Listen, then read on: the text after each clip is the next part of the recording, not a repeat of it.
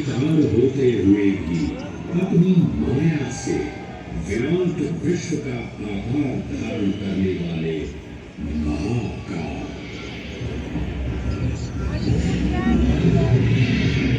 मेरुगिरी को धनुष और भगवान विष्णु को बाण बना दैत्यों के 3 पुरों का नाश करने वाले महाकाल। वो महाकाल जो तीनों लोकों में विद्यमान सभी शिवलिंगों में प्रधान है।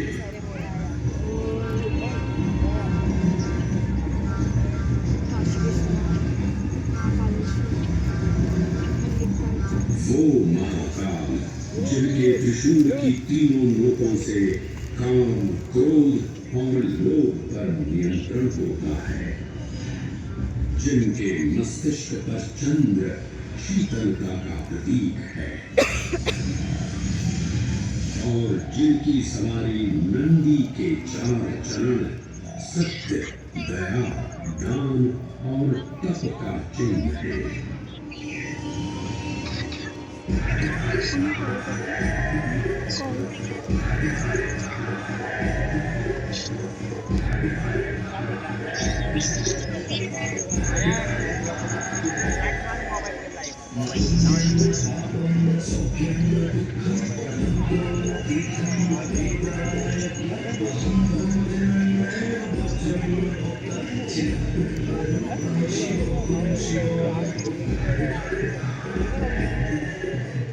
ठीक है बेटा, हाँ?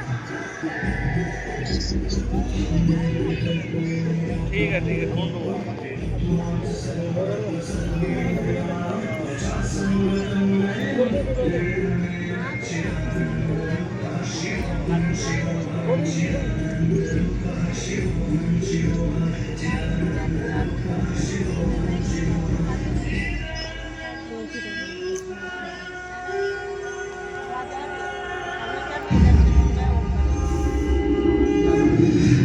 पुराण में कहा गया है, नाभिदेशे महाकालस्तन्नाम्ना तत्र वै हरः। अर्थात नाभिदेश उज्जैन में स्थित भगवान महाकालेश्वर तीनों लोकों में पूजनीय है। आकाशे तारकालिंगम पाताले हाटकेश्वरम मृत्युलोके महाकालम सर्वलिंगम नमोस्तुते। आकाश में तारक लिंग के रूप में, पाताल में हाटकेश्वर के रूप में और मृत्युलोक में महाकाल के रूप में स्थित भगवान शिव को प्रणाम। समस्त लिंग स्वरूपों में विद्यमान भगवान शिव को सादर नमस्कार। नाभिदेश उज्जैन का अटूट बंधन है महाकाल के साथ, जो महाकाल स्तोत्र में उल्लिखित है। उज्जयिन्यां महाकालम महाकालेश्वरं हरं महाकालं महायोगिनं नमामि पार्वती पतिं। तो चलिए मैं आपको कथा सुनाता हूँ इसी महान उज्जैन नगर की। उज्जैन जिसे संस्कृत साहित्य में अवंतिका, विशाला, कुशस्थली, पद्मावती, कनकश्रृंगा, स्वर्णश्रृंगा, प्रतिकल्पा, उदवती और अमरावती के नाम से पुकारा गया। उज्जैन जो मनुष्य को मोक्ष प्रदान करने वाली 7 नगरियों में से एक है। उज्जैन जहाँ 84 महादेव का आशीर्वाद प्राप्त है। उज्जैन जिस पर सदा की कृपा रहती है महाकाल की। यहाँ सतत क्षिप्रा नदी की निर्मल धारा बहती है। डमरू के नाद से जीवन को ऊर्जा मिलती है। घंटियों की झनकार मन को आनंदित करती है और यहाँ का आकाश शिव आशीष स्वरूप है। श्मशान ऊषर क्षेत्र पीठम तु मनेव च पंचकर्तृण लभ्यते महाकाल पुरद्दते। अर्थात यहाँ पर श्मशान ऊषर यानी अंतजाल भूमि, क्षेत्र अर्थात पवित्र भूमि, पीठ यानी शक्ति स्थान और मन अर्थात आध्यात्मिक शांति का स्थल पांचों एक ही स्थान पर उपलब्ध है। ये संयोग महाकाल की नगरी उज्जैन की महिमा को और गरिमामय बना देता है।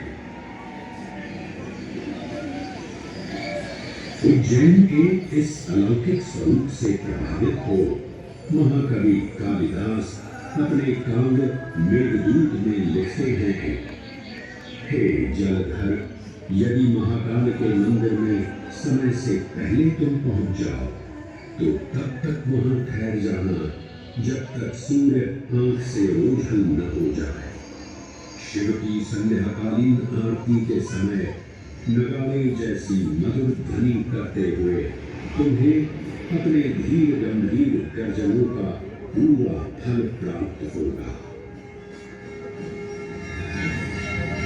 ये संध्या आरती जिसे कालिदास ने सराहा है अत्यंत महत्वपूर्ण है, क्योंकि ये वो प्रहर है जब सभी देवी देवता गंधर्व यहाँ उपस्थित होते हैं।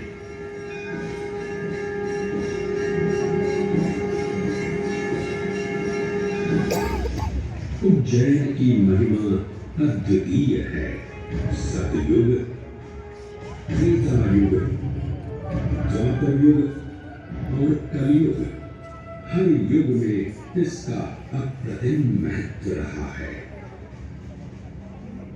इस काल यात्रा में सबसे पहले आपको सतयुग के उस कालखंड में ले चलता हूँ जहाँ देव और दानव एकत्रित हैं समुद्र मंथन करने के लिए। मन की आंखों से कल्पना कीजिए, भगवान विष्णु ने कुंभ का रूप ले मंदराचल पर्वत को अपनी पीठ पर उठा रखा है। सागर से विकराल लहरें उठ रही हैं, मेघ भयानक गर्जना कर रहे हैं। देव और दानव वासुकी सर्प को नेति बना और मंदार पर्वत को मथनी बना सागर को मथ रहे हैं कि तभी जल का आप कालकूट विष निकलता है और पूरी सृष्टि को अपने ताप से झुलसाने लगता है। इस भयावह स्थिति में देवताओं और असुरों के बीच हाहाकार मचा दिया। ये कैसा अनर्थ है? लक्ष्य था अमृत का, और अब मृत्यु की विकराल छवि हमारी आंखों के समक्ष मंडरा रही है। इस भयंकर संकट से केवल वही उद्धारकर्ता मुक्ति दिला सकते हैं जो समस्त विश्व के परम संरक्षक हैं। तभी सब महादेव की शरण में जाते हैं और पुकार लगाते हैं, ओम नमो भगवते रुद्राय। और फिर तुष्टा महादेव भक्तों की गुहार सुनते हैं, कैलाश से उतरते हैं, विश्व को अपनी अंजलि में भर अपने कंठ में धारण करते हैं।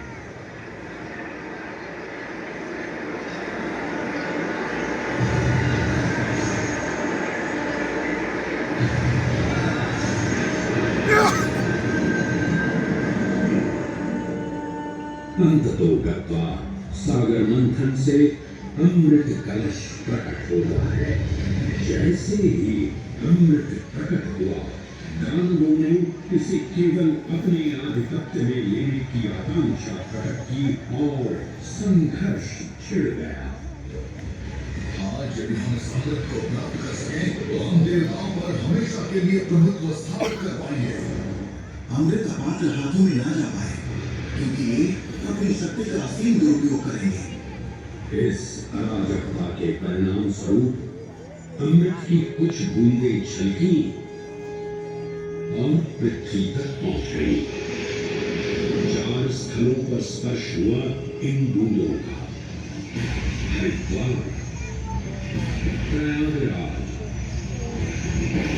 नासिक और उज्जैन।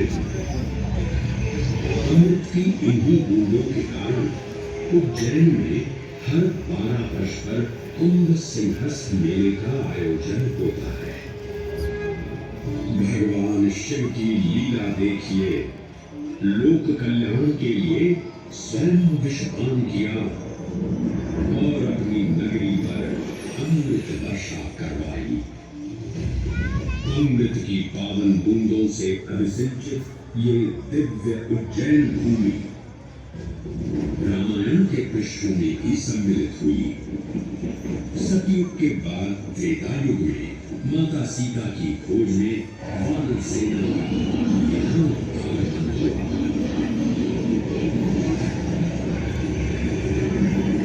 समय की इस यात्रा के माध्यम से अब प्रवेश करते हैं वाल्मीकि रामायण के किष्किंधा कांड में। जब वानर राजा सुग्रीव अपने यूथपतियों से सभी प्रमुख स्थानों पर जाने के लिए कहते हैं और उन्हें अवंती नगर यानी उज्जैन जाने का आदेश भी देते हैं। मेखला, उत्कल के क्षेत्र, दशरथ के नगर, आब्रवंती, अवंती और विदर्भ के राज्य, साथ ही माहिष्का के आकर्षक राज्य में भी पूरी तरह से खोजना होगा। एक युग भगवान विष्णु के राम अवतार से संपृक्त और अगला युग उन्हीं के एक और दिव्य अवतार से समरस होना, ये अद्वितीय संगम केवल उज्जैन में ही संभव था। परंतु एक क्षण ठहरिए और ध्यान से सुनिए। ये हैं महाकाल के 1008 दिव्य नाम। हाँ, मैंने काल चक्र को परिवर्तित कर दिया है और अब द्वापर युग का शुभारंभ हो चुका है। विस्मय पूर्ण हो जाएगी ये जानकर कि महाकाल के इन नामों को स्वयं भगवान श्री कृष्ण ने रचकर पिरोया था। महाकाल सहस्र नामावली की ये अद्भुत रचना उस समय की है जब योगेश्वर कृष्ण, उनके मित्र सुदामा और शेषावतार बलराम ने अवंती नगरी में स्थित संदीपनी ऋषि के आश्रम में वेद, वेदांत दर्शन और शस्त्र विद्या की शिक्षा ग्रहण की थी। कहते हैं कि भगवान श्री कृष्ण को अवंती ने ऐसा मंत्रमुग्ध कर दिया कि यहाँ 64 दिनों तक रुककर उन्होंने 64 विद्याएं और 14 कलाओं का ज्ञान लिया। उज्जैन का संबंध महाभारत से भी जुड़ा हुआ है। इस महान महाकाव्य के वन पर्व में उल्लेख किया गया है कि महाकालेश्वर मंदिर में स्थित कोटितीर्थ जल का स्पर्श मात्र करने से अश्वमेध यज्ञ के समान फल प्राप्त होता था। और फिर परिवर्तन की इस अनवरत धारा ने एक नई कहानी लिखी।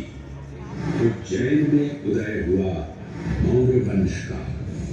सम्राट बिंदुसार ने अपने पुत्र अशोक को उज्जैन का राज्यपाल बनाया और समय के साथ अशोक के शासनकाल में धर्म का विस्तार हुआ। मौर्य वंश के पश्चात विभिन्न राजवंशों, सम्राटों और नरेशों ने उज्जैन की सेवा की। उनमें से प्रमुख मालवागण और फिर गुप्त वंश ने यहाँ राज कर इसके वैभव में वृद्धि की। उज्जैन ने अपने भव्य तेज से जहाँ महात्माओं और शासकों को आकर्षित किया, वहीं इस नगर पर आतताइयों की दृष्टि भी पड़ी।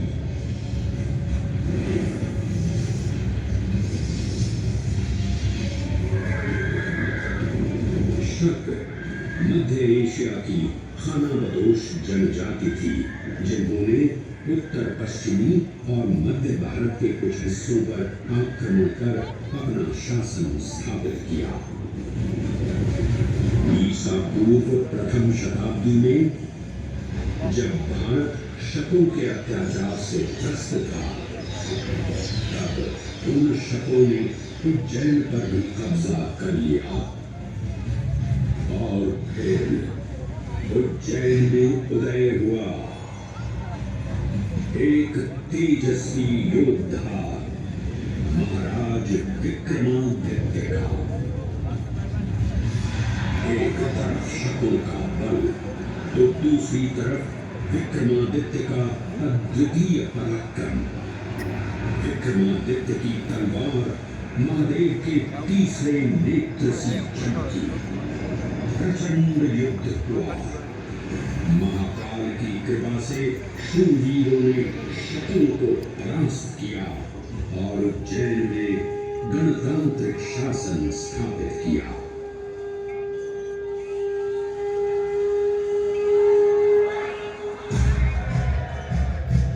इन्हीं महाबली विक्रमादित्य की राज्यसभा महाकाल मंदिर में ही प्रतिष्ठापित थी। आज भी इस मंदिर की घंटियों में विक्रमादित्य की वीरता और शौर्य की प्रतिध्वनि गुंजायमान होती है। राजा विक्रमादित्य और शकों के मध्य हुए युद्ध ने उज्जैन को कालचक्र से अभिन्न रूप से जोड़ दिया, क्योंकि जिस दिन उनको विजय प्राप्त हुई, उस गौरवशाली उपलब्धि के सम्मान में एक नवीन पंचांग का शुभारंभ किया गया, विक्रम संवत पंचांग। आज भी कई हिंदू पर्व और धार्मिक अनुष्ठान विक्रम संवत पर आधारित हैं।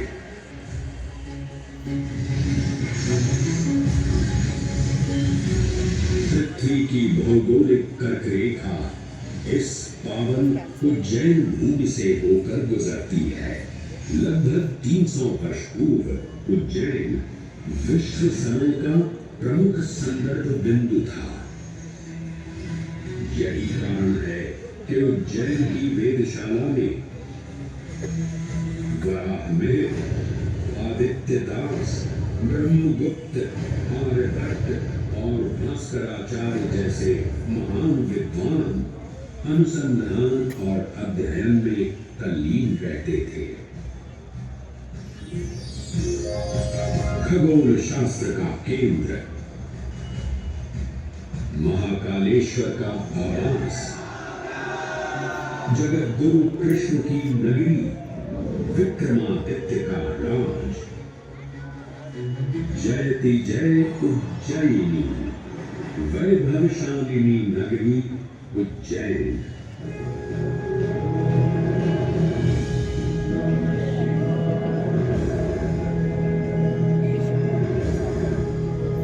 श्वासों को शिव मंत्र से अलंकृत कर, मन को भाव की गंगा से निर्मल कर, जो भी उज्जैन में महादेव की शरण लेता है, उसका कल्याण होना निश्चित है। आज सुनी सबने गाथा महाकाल की, दर्शन जिनके दुर्लभ हैं, नमन करे जिन्हें काल भी, चरण में जिनके है बसा। ये समस्त संसार कभी नहीं देखा होगा धरती पर ऐसा चमत्कार।